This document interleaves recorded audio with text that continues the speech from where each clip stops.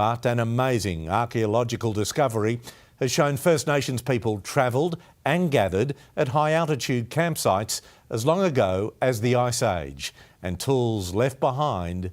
The Earth does not always hold its secrets. Occasionally, the planet flinches, and for a brief, terrifying window, we glimpse what lies beneath the surface. From the dark waters of Northern Ireland to the suffocating depths of an underwater tomb in Malaysia, there are places where history and geology simply break. These are not just ruins. They are anomalies that defy explanation. And it begins with a drone flight over the Giant's Causeway, and a door that should not exist. The footage was captured by accident. A drone, hovering near the interlocking basalt columns of the Antrim coast, recorded a seismic event that looked less like an earthquake and more like a mechanism. Witnesses watched a solid wall of stone slide outward, smooth, controlled, and deliberate. It revealed a cavity that had been sealed for millennia. Then, just as quickly, the rock retracted. The wall fused shut, leaving no seam, no crack, and no trace. But the true horror lies in the data.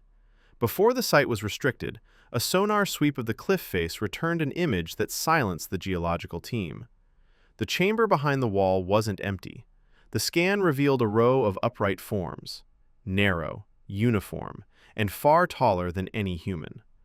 Geologists argued that basalt cannot naturally cool around standing objects without crushing them, unless those objects were already there, waiting when the lava flowed. The implications are harrowing. A violent, sudden eruption trapping a line of figures who were standing at attention. Sensors now detect a rhythmic vibration from behind the rock face. Authorities claim it's pressure shifting, but those who have seen the scans suspect something else. The movement inside isn't geological. It's waiting. In the deep woods of the Balmoral estate in Scotland, there is a structure that feels alien against the tree line. A perfect granite pyramid, rising 41 feet into the gray sky. Commissioned by Queen Victoria in 1861, after the death of Prince Albert, it is officially a memorial. But Victoria's grief was not normal. It was an obsession. Historians note her descent into a permanent state of mourning, a fixation on the afterlife that bordered on the occult. Locals know to avoid the hill. Hikers report sudden, biting cold even in summer. More disturbing are the navigational anomalies. Compasses frequently fail near the base, spinning in reaction to a magnetic field that granite should not possess. The surrounding cairns align with solar events not found in Victorian architecture, but in ancient ritual sites. Was this a monument to a lost husband? Or was the grief-stricken queen trying to build a bridge to somewhere else? In Turkey, the cliffs of Myra look like a city turned to stone. These are the Lycian rock-cut tombs, carved high into the mountain to give the dead a view of the world they left behind. But the lion tomb suggests that not everyone left willingly. Inside, 11 life-sized statues stand watch over the sarcophagus. Their eyes are fixed on the dead. While some claim they are guardians, the atmosphere suggests otherwise.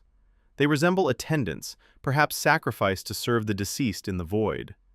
Deeper in the necropolis, archaeologists have found scorch marks and entrances sealed from the inside. There is no logical reason to light a fire in an airless tomb, and no reason to seal a door from within, unless you are trying to keep something out, or frantically trying to break out before the air runs out. Beneath the altar of St. Mark's Basilica in Venice lies one of Christendom's greatest relics, the body of St. Mark, or so we are told. A growing faction of historians believes the church is hiding a deception that has lasted 1,200 years. They suspect the body does not belong to a saint, but to a god king, Alexander the Great. In the 4th century, Alexander's famous tomb in Egypt vanished.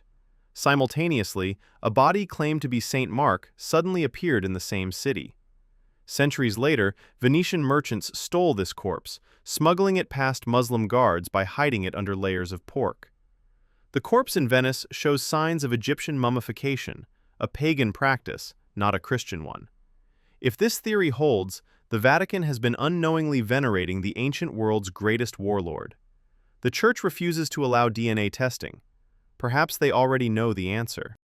In 2023, explorers in the mountains of Guerrero, Mexico, broke into a chamber sealed since the pre-colonial era. They found stalagmites reshaped by hand and artifacts resting in the dust. Black stone discs polished to a mirror finish. In Mesoamerican lore, these were portals, tools for scrying, used to communicate with the entities of the underworld. But the physical evidence presents an impossible puzzle. The artifacts were arranged with geometric precision on top of the stalagmites, yet there were no footprints, no disturbed dust, no layers of soot from torches. Whoever, or whatever, placed these objects did so without walking on the floor.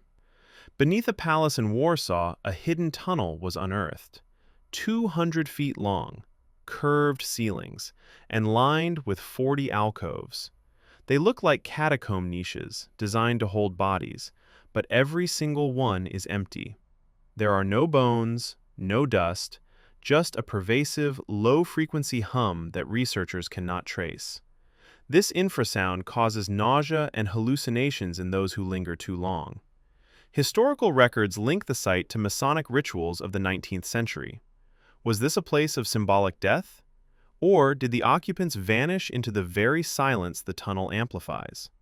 Mammoth Cave, Kentucky. A 300-mile labyrinth that we have barely mapped. Deep in the dark zone, archaeologists found mummies preserved by the dry air. But one discovery stands out: a body crushed beneath a 2-ton boulder. The victim wasn't fleeing, he was kneeling. The posture suggests a ritual act, a voluntary entry into a forbidden zone. Native legends speak of empty walkers in the deep tunnels. Even today, explorers in the deepest sectors report auditory hallucinations, metallic echoes and whispers where no human should be. Off the coast of Sipadan Island, 65 feet down, is the entrance to the turtle tomb.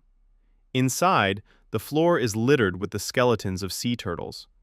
Originally, it was thought they came here to die peacefully. The truth is far more violent. They get lost. The cave is a maze of silt and false turns. The turtles panic, thrashing in the dark until they drown. But divers have noticed a chilling detail. The skulls are almost all facing the entrance. They died looking at the faint blue glow of safety that they couldn't reach. And among the shells, rumors persist of other bones, human remains, hidden in the silt of the deeper, unmapped chambers. In Germany, a Celtic burial chamber survived 2,600 years of rot, preserved by the chemistry of the soil. Inside, gold, amber, and a high-status chariot. But the sanctity of the grave had been broken. Ancient grave robbers had tunneled into the chamber, but they didn't dig randomly. They bored a single, precise shaft directly to the most valuable artifacts. They bypassed the earth and timber with a GPS-like accuracy that shouldn't have been possible in the Iron Age. They knew exactly where the bodies lay. They knew exactly what was inside. From the precision of ancient thieves to the shifting stones of Ireland, the clues are there. We walk on a surface that hides a deeper, darker history. We just have to be brave enough to open the door.